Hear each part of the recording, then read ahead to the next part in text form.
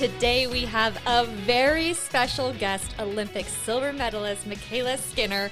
From grueling training days to standing on the biggest stage, she is here to share what it takes to be at the Olympic level and so much more. MyKayla, thank you for being here. Thanks for having me. I'm so excited. I am so excited to have you here. I've been trying to get you on this podcast for a while now because I've been a fan forever. And then I met you in real life and I was like, I love her. We're going to be BFFs.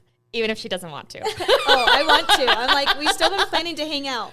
Yeah. So we need to do that. Yeah. After this, we're actually going to schedule when we're going to lunch. And I know you are so loved. Let's talk about what everyone thinks about when they gymnastics. Gymnastics was part of your life for so long. What first drew? So I feel like it just had to do with my family. My mom was a Okay. and she loved gymnastics.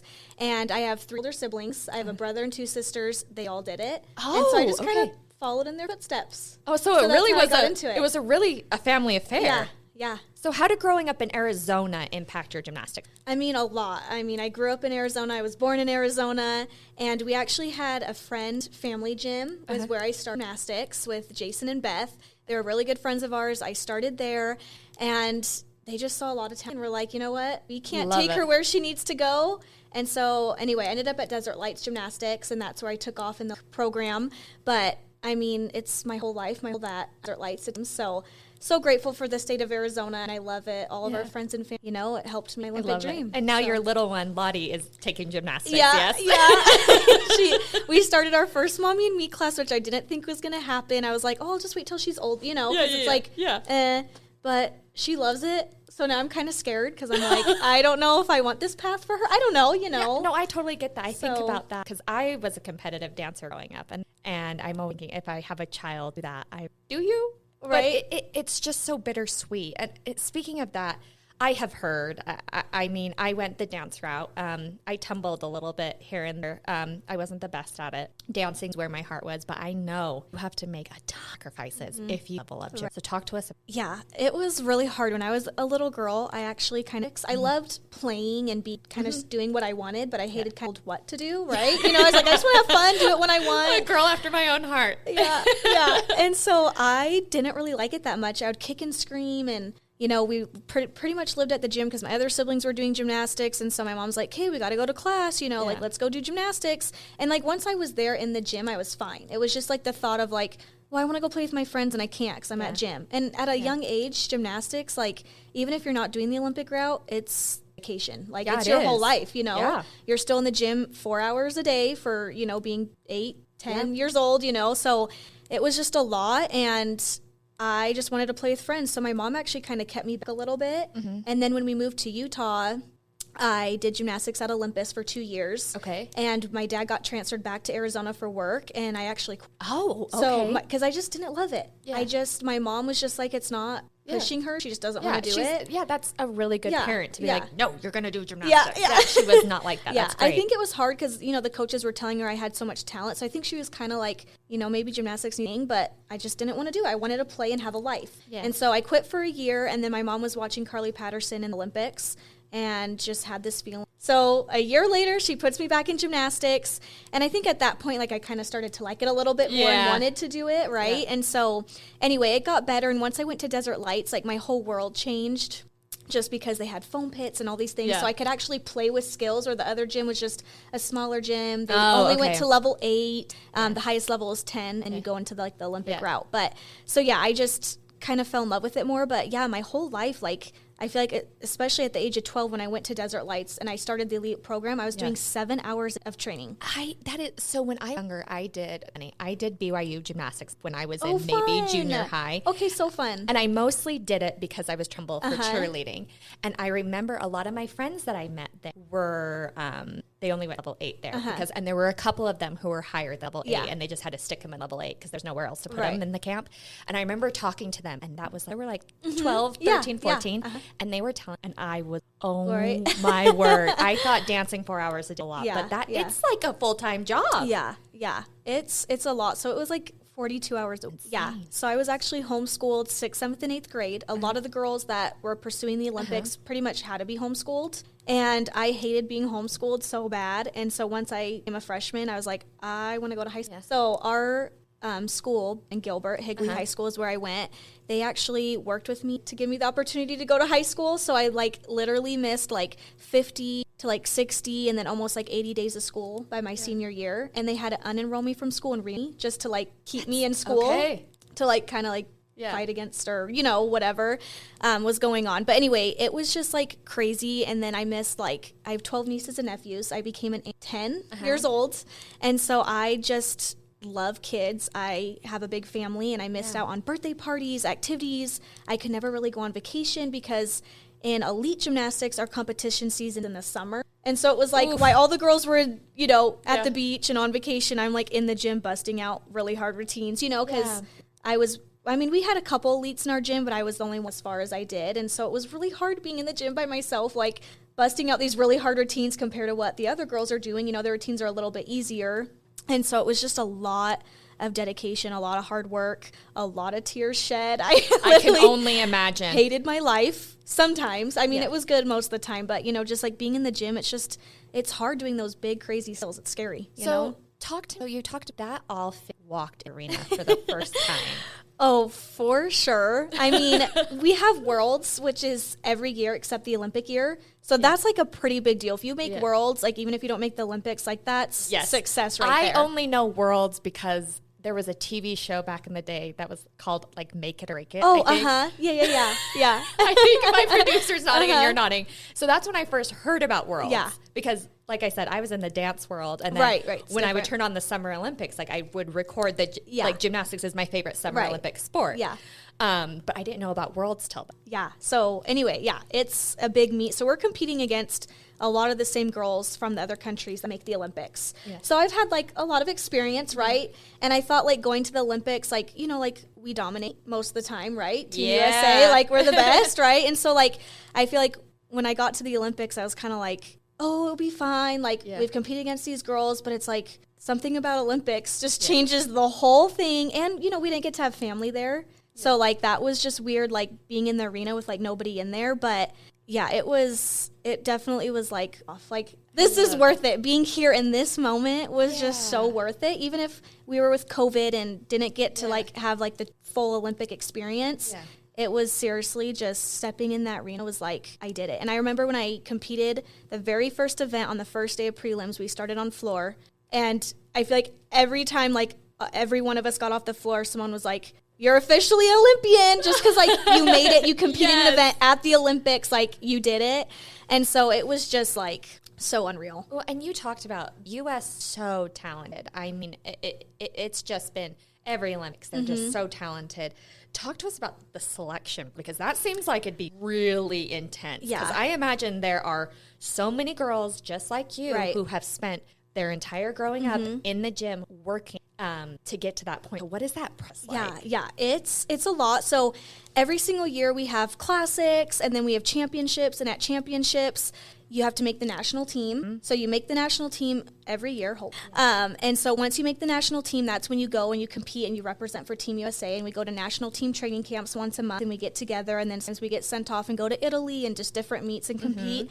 And then for the Olympic year, you have classics again, championships, and then only the girls at championships, which the teams, it just varies. Sometimes there's 10, 12, 14 girls, depends on how many they take. And only the girls that make the national team go to Olympic trials. Oh. So there's only maybe 14 of us, which is crazy. Jeez, okay. So it goes from maybe 20, 30 girls competing at championships, trying to make the national team, into 14 of them make it. And then that group of girls go to Olympic trials. So not very many. No. So it's really stressful to even compete during the Olympic year at championships because if I don't go to Olympic. So very intense process. And then both those meets, championships and Olympic trials, are 2-day competition, which is so hard because you finish the first day and if you do really well, you're man, I got to do it again, you know? Well, and if you don't, I feel that's a mental game. Yes. I feel a lot of gymnastics is mental. Yes. And to pretty much make that Olympic team, you got to hit 4 for 4 both days. You know what I mean? Ooh, there's not much air to mess up. Yeah. So it's stressful. And back in 2016, I became the alternate.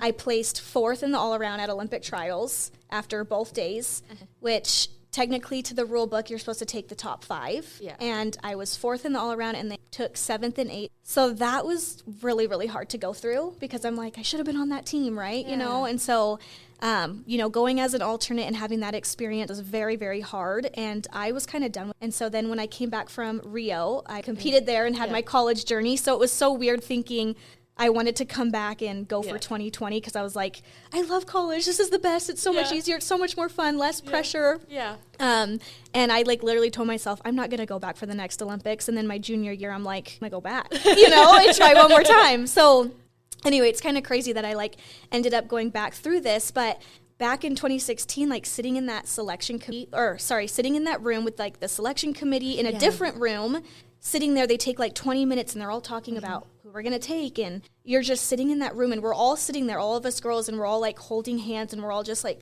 dead silent, like who's it going to be? What's going to happen? You know? Yeah. And then they just come walking through that room and you see like, especially in 2016, you see Marta, the Olympic coach, come and you're like, oh my gosh. And then they start saying one name at a time, you know, and then when you hear that 5th name being called and then, you know, your name being alternate, you're just like, I just felt so defeated. Like I did everything I could to make that Olympic team. I did, you know, extra athletic training, and then I did dance classes because I'm not flexible. And so we worked a lot on like presentation and artistry and form and my flexibility because I was like, I need to do everything I can Olympic team. And I worked so hard and I placed 4th in the all-around, and I'm like, they didn't take me. And I just remember like sitting in that room. I was texting my sister and my mom up in the stand. They're going to take me just because in gymnastics and so there's just been times where like I've been screwed over again. And so I just felt like even though I placed 4th, you know, so it was really hard being that alternate. But then going back into 2020, and I guess it was 2021 because of COVID. It got pushed back a year, but being in that room for a second time was not fun, let me tell you, because then I kind of knew what to expect, right? Yeah. And it's even harder because since I came back into the gymnastics world, you know, things have changed. Marta wasn't the Olympic coach. They got a new Olympic coach. And then, you know, there's just, you know, all that stuff with Larry Nassar and just everything that went on. So they kind of went a different route with everything, which was amazing. And the selection committee, like everything just had changed. So it was just so different than before. And because of them kind of cheating the process in 2016, they talked a lot about it's probably going to be fair. Like a lot throughout Tom Forster coming back and being the Olympic coach, he did a lot of things more fair. Took rank order. Oh, and interesting. So anyway, so it's just a lot more fair. They didn't, you know, which is how it should be. If you place and you make it, you should make it, right? Yeah. Because like with swimming, you touch the wall. Yeah. You know, you're in. Well, and that's what's so interesting with gymnastics. Like when I've known, it's very, it's so subjective. Yeah. It's so subjective, and it's very much, and that's how like in politics. Yeah, right. And so it's very, like you said, with swimming, you touch the wall, you did it. Right. You shoot a basket, it goes through. Yeah. Like it's very clear. Mm-hmm. But with gymnastics, it's so much artistry. I can imagine. It's a lot that goes into it. Yeah. A lot. Yeah. So anyway, I was just sitting in that room, and they come walking in, and when I first came back to train for the 20 games, I went to Tom Forster and I said, hey, can I do just floor and vault? Because the 2020 Olympics, they went back to a 4-man team. It's always been like Magnificent 7, and then they went to 5. And then 2021, they decided to do a 4-man team and add 2 event specialists. So you get to go to the Olympics, but you don't come for team. Oh, interesting. Okay. Yeah. So it was kind of different. And then this last Olympics, they went back to a 5-man. I'm like, if they would have went back to 5, I would have made it because I was 4th day 1 of Olympic trials in 2021, and then I placed 5th day 2 by like half a tenth. Yeah. And so I'm like, they're going to take rank order probably. Yeah. So I'm not the Olympic team. And so when I first came back, I said, can I do floor and vault and go for the individual spot? Jade Carey, this is really confusing. There's a lot to it. We're learning so much about the inner workings of gymnastics. Yeah, sorry. I need to take a step back. So for the 2 event specialist spot, for one of them, you could go and compete certain meets throughout the year. And if you won so many, you automatically got that individual spot. And then at Worlds the year before, we competed. And since we were like the top team, we qualified to get the second individual spot. So only a few countries got that. Oh. And we had to win it to get that second individual spot for someone to go. And the reason they did this is because a lot of other countries aren't very strong as a team. Oh, and right. so they wanted athletes to have more of a chance, that are more individual events and not all around. Yeah, to be able to compete and have a chance, right? It's just some countries are smaller. Yeah. Like the U.S. is a very big country. Some countries are smaller. And it's like, well, we can't make a team, but this is so good at what she does. She should be able to compete. She should be able to go, right? Okay. Yeah. So it was a cool idea, but anyway, so Tom was like, oh, well, we already have Jade Carey going for floor and vault. So that second spot, we want to take someone for bars and beam. And I specialize in floor and vaults. Yeah. So Jade was already competing and doing all that and almost had the spot secured for her. Yeah. And so he's like, we want you for all around. So I'm like, okay, I'm going to come back. I'm going to do all 4 events. I can do this, And so I worked really hard. And my first, year back, I made the national team in 3 months. Yeah. I made the world selection team in 4 months, and I wasn't even planning on going to the world selection camp because my main goal was to try to get ready for the Olympics, since I didn't have a lot of time. And so he's like, just come to world selection camp, it'll be okay, just get some more meets under your belt. I ended up placing 4th at world selection camp, and all around they took 6, so 5, and so 6 of us went. And the day before prelims, Tom made, and I'm like, I placed 4th again in the all around. There's a 5-man team, and then they put me alternate. So, I had to take a step back, and I was like, you know what, it's okay. I've only had a few months of training. I've made it this far. Wasn't even planning on coming to Worlds. Yeah. My main goal is the Olympics. So we got through Worlds, cheered the girls on, was so proud of them. And I'm like, I'm even grateful I get to be here because I wasn't even thinking I was get this far in this short amount of time of coming back from college back into. So anyway, we come back and we start, training for the Olympics, whatever. And we're sitting in that room. Sorry, I'm jumping. But we go back into the selection committee at Olympic trials. We're sitting in the room. And so, I did everything I could to do the all around. And there's many times that I proved it and did really well. So anyway, the selection committee comes in. They start naming the team, they go rank order, Simone, Suni, Jordan. Yeah. And then they do Grace was the 4th. And so I'm sitting there I'm going to be alternate again, oh my gosh, I was so close again. Yeah. And then he goes, Jade Carey and MyKayla Skinner, event specialists, get to go for the 2-man team. So he took me anyway, even though Jade did floor and vault. And so I ended up going. How did that feel? At first, I was really shocked because I thought I was going to be put alternate because I thought he would take someone for bars and beam. And then I look at my coach, Lisa, and she's like, you're going to the Olympics, you made it. Who cares? Even though you didn't make it for the team, who cares? You get to go and do this for yourself. You work so hard for this. You get to go, so we're just gonna live it up, and we're gonna go back and work really hard the next 2 weeks before we head to Tokyo. And this is your moment to shine. You've worked so hard ever since you were a little girl. Who cares? Yeah. And so it did take me a while to process that because I'm like, well, he told me he needed me for team, and then I did all the events, and then I'm going as an event specialist. So it was just a lot to process, but after being back in the gym and working, I'm like, you know what? I'm glad I get to go and do that. So it was really, really cool. It was cool. So, it was crazy. Honestly, you're in that moment. My gosh, all my hard work, it's paying off. What would you say to me? Maybe they're feeling bridged. Yeah. Or I don't my friends this much. I'm discouraged. Is this going to happen for me? What would you say to them? Well, I was that girl once upon a time, and it is so, so hard. And it's hard seeing so many girls be amazing at gymnastics, and they choose to quit and retire and end up not wanting to do it just because they do want to have a life. So I totally get it, but I'm like, you know what, again, you can never say never, and go for it. Go live your dream. I feel if I would have just gave up, I would not have been where I was today, So I'm so glad that I pushed myself. I went for it.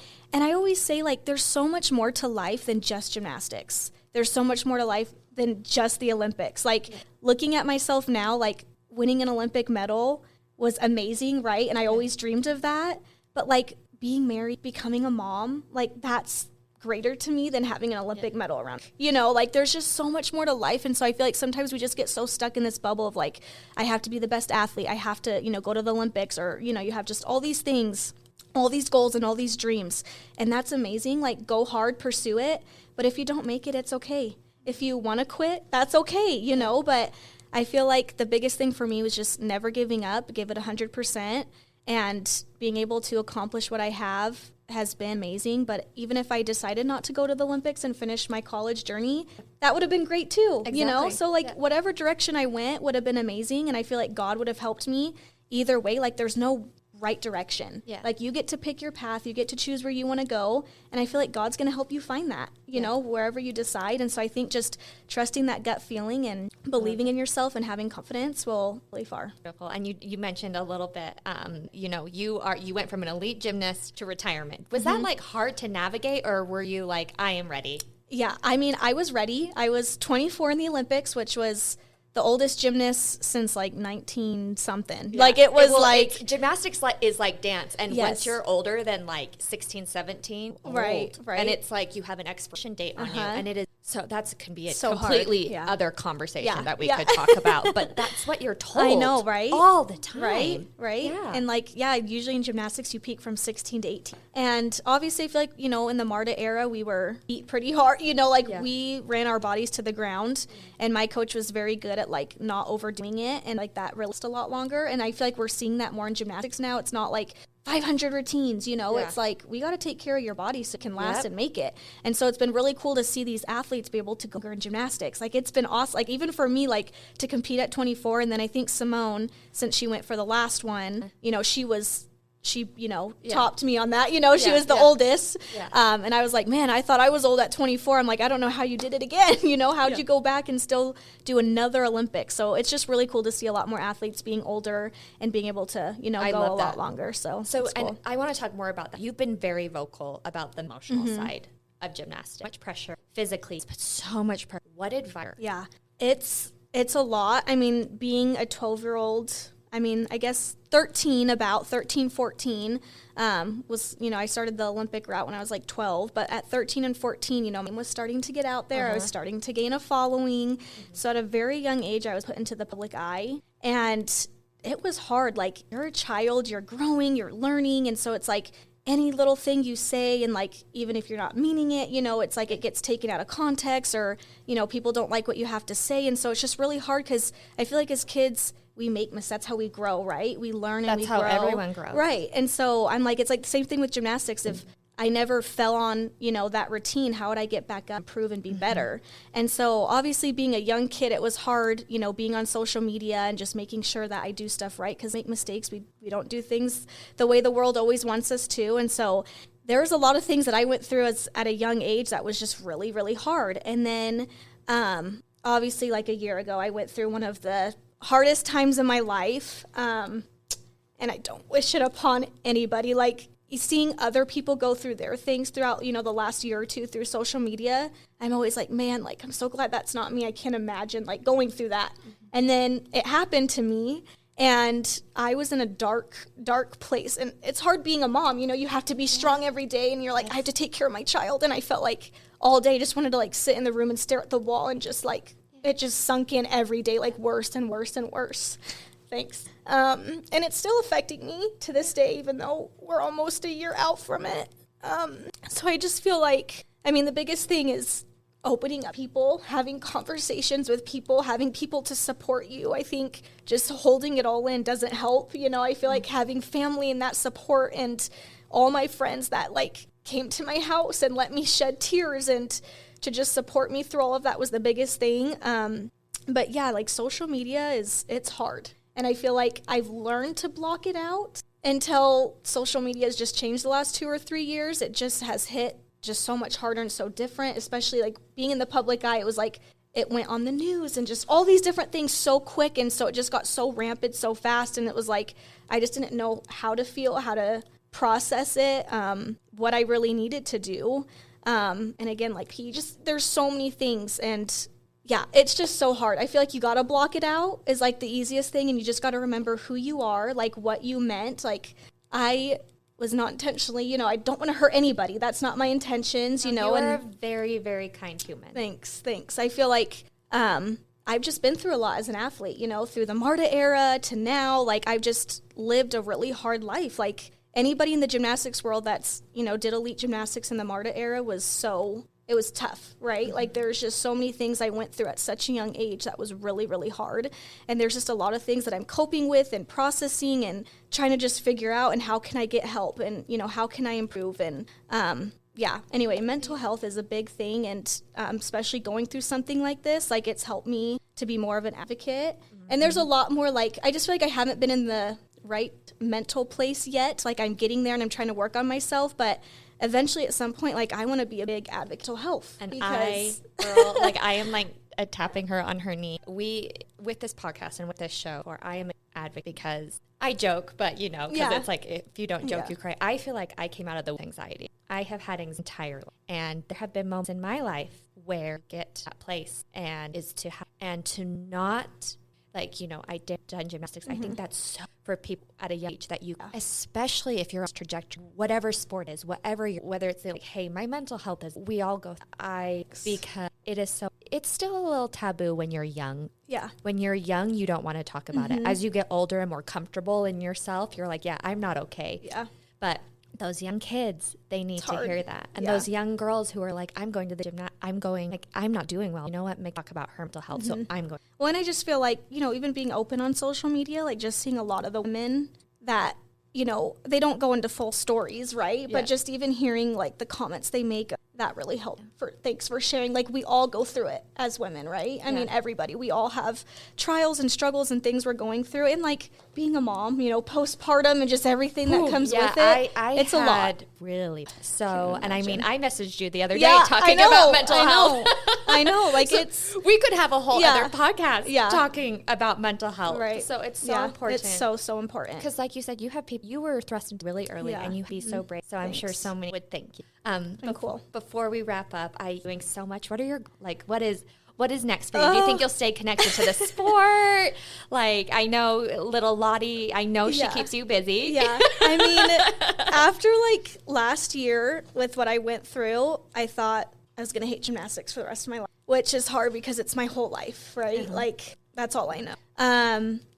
But I feel like taking Lottie to her first Mommy and Me gymnastics class reopened the door, and I'm like, it's okay. Like, we make mistakes, and I want to show my daughter that it's okay to make mistakes, right? Yeah. And I want to be that for her. I want to be that support system. I want to cheer her on. I want to be her biggest cheerleader like my mom and dad were for me. And that's what I want to teach her, is just to love, enjoy, and go chase your dreams, because I had that support in my life so much easier, right? And whether she does gymnastics or not, I don't care. Like, sometimes I'm like, I would love for her to do gymnastics, but my husband's 6'7". So he is like very tall. Very tall. So I'm like, gymnastics might not be her sport, because everyone's always like, she's so tall. She's only average in height, but it's hard to tell now. But so maybe we'll do something else. So it might be fun to go a different direction, because all I know is gymnastics. So anyway, just getting into that life here soon with her growing up and getting into sports. But I mean, it's always been my dream to be a mom. So I'm like, I just want to have more kids. I want to be a mom. I'm a stay-at-home mom. I'm thriving. I love it. It's hard at times for sure, but it's great. And I've kind of thought, like, I went to school for sports broadcasting. So I thought I would just like get right into like college gymnastics and do sports broadcasting. But I retired right from the Olympics. I came home. I finished my last year of school, got pregnant, was really sick the whole time, and then had Charlotte. And so I've just been like really busy with that. But I'm like, it kind of be nice to have a normal job. Like, I've never really worked before. Like, I guess I do social media and like kind of influence. I hate being influencer. I'm like, I was known for gymnastics, and I've had to like kind of jump into this world, just to like keep my name out there, which is hard because I don't love social media. Like, it's hard, again, being in the public eye, it's just very hard. But sometimes I tell my husband, I'm like, maybe I should go work at like people, just to get out of the house, get dressed up, like interact with people. Like, I've never had a job, since I was very little. All I've done is gymnastics, which is like a job, a full-time job, right? But it's not like I was always being paid for it and, all that stuff. So I'm like, I just want to know what it's like to, maybe even to work at McDonald's, like I've just never done that. I don't know. Well, I was going to say, well, if you go the broadcasting route, we could be, coworkers at some point. That would be like my mom's dream. She's like, you need to be on TV. You need to do broadcasting. We'll stay tuned for the MyKayla show. I may be back, guys. We'll think of a really clever name for it. That would be fun. And anyway. I love that for you. And your daughter is so precious. Thanks. And it is, I always tell people, being a mom is the hardest yet most rewarding thing I've ever done. It is like so hard, but then so wonderful. Yeah. So it's a job in itself. Yeah. People who are like, do anything, mom? I'm like, hey, look, being a mom is a lot of work. Yeah. It's a lot of work, and you love them. Right. But it is a lot of work. Yeah. Well, especially when we don't have a job. like a lot of my friends that have had jobs and then kind of be a stay-at-home mom for a little bit, they're like, I got to back to work. Just because you get that little me time that you don't really get anymore. It's hard. It is hard being on 24/7. Oh, yeah. So you can't be off when they're sick. It's too bad. Yeah. Like there was a reel out that came out a while ago that talked about they were saying everything a mom does to someone, and they're like, would you take this job? And they're like, you don't get any, you're on 24/7, you can't eat till your associate eats. And one of the people, is this legal? And then at the end, they were like, this is a mom. Yeah. And one of the sweet people they were interviewing was like, oh, moms are the best. That's so cute. It is. It's hard, but it's amazing. Yep. Well, MyKayla, we have loved talking to you. And when we wrap up, we do something called the Fresh Five, where I ask you 5 random questions. Okay. We get to know you. I mean, we've gotten to know you really fast, but your first question is, if you could pick, who is your favorite Disney princess? Oh my gosh, Cinderella. Yeah. Is she your favorite? Yes. I'm like, I love Cinderella. I'm like, Cinderella better be Charlotte, because I just love Cinderella. I mean, she's a classic, right? Well, you, on my desk out there is my Cinderella brush that my husband got me. Okay, I need to go see it before I leave. There's that. Okay. Oh my gosh. Number 2, if you could eat anything for the rest of your life, what would it be? Oh, this is so hard. I love French fries and chocolate. And that was really specific, and you were ready to go. I know. I like French fries with ketchup and chocolate milk. I like live on Dutch Bros chocolate milk. I could go like a large chocolate milk and soft top. Like, it's so good. Well, she was ready to go with that. I love it. If you could live in a TV show, this is one of my favorite questions. If you could live in a TV show or a movie, what one would you want to live? Oh, she wasn't as ready with that as the chocolate milk and fries. I like, even though like I wouldn't want to live in like a reality TV show, like, you know, like games, like Love is Blind, or, you know, like I feel like it'd be cool to like watch it happen. Yeah, yes, and like kind of like just be there and experience it. Yeah. Even though like I watch it, I'm like, I would not do that. But I think it's cool, just to like kind of be a fly on the wall, experience it, see what really goes on behind the scenes. Because my husband and I love watching Love Island, the UK version specifically. Yes, yep. And they just sit out in the sun for 8 weeks. And I'm like, I would like that like vacation. A free vacation. And I would also, like, when I'm watching it, I feel like I'm the mom. I'm like, oh, sweetie, you should be honest with your feelings. Oh, honey, that hurt her feelings. Oh, that hurt her feelings. Right. Like, you need to talk to each other. I would like to be there to take care of everyone. Yes, because I feel like I couldn't like bring the drama. You know, I mean, I probably could, but like I just like would be the nice one that everyone would probably be, because I just would want to be the mom and be like, don't say that, don't do that, you're on camera, don't, you know, just because like being in the public eye, I think I like you know all those things, like don't say that, don't do that, and so I don't know, but it'd be fun. I get you. Okay, it'd be fun. All right, number 4, where is your dream? Oh gosh, this is so hard. Sorry. I mean, me and my husband have talked a lot about going, which move there one day. Yeah. So I don't know if it's like a dream. I've traveled a lot. Yeah. For gymnastics, I've been to a lot of places. Like, she just casually dropped that she went to Italy for gymnastics. I should have. I'm like everywhere. Yep. Germany, Scotland, Italy, like Tokyo, Brazil, just tons of places. I would like to go back to Tokyo. That's like a a dream of mine, just because we didn't really get to explore it during the Olympics. Okay. And I think that'd be really fun. But Puerto Rico, but I don't know, it'd be kind of fun. I finally went on a good vacation to Hawaii, and so I'm like, okay, I'm starting to get vacations now. It's not just for gymnastics. This is what life is like. Like, you know, this is awesome. I love it. So, yeah. If you could have, we'll do this one, your final one. If you could have a song on repeat, if you had to have a song on repeat and not get sick of it, what would it be? It's a Climb. I love. Yes. That song. We love the moment she went from Hannah Montana to Miley. Yep. The Climb. I know. It's just so good. What? A good song is a good song. Yeah, it just gets me in I cry every time, just because I'm like, it fits with my journey. And you know what? So many people relate to that song. Yeah. I was on Peloton. That was one of the songs, and I was crying because it was one of those, as a mom days, and it was 30 minutes of time, and it was an international month ride, and they were playing the Climb. This is it. You can't function the rest of the day. You're like, all because of this song. Love it. Well, we have loved talking to you. Thank you so much for coming in, and everyone who has listened, thank you. Please remember to rate, review, and subscribe, and we will catch you next time. Congrats, you made it to the end. If you want to continue to freshen up your day, you can watch us on Fresh Living every weekday on CBS Channel 2 in Utah at 1 o'clock. You can also watch us on our YouTube channel, KUTV Fresh Living, and follow us on social media. We will see you next week.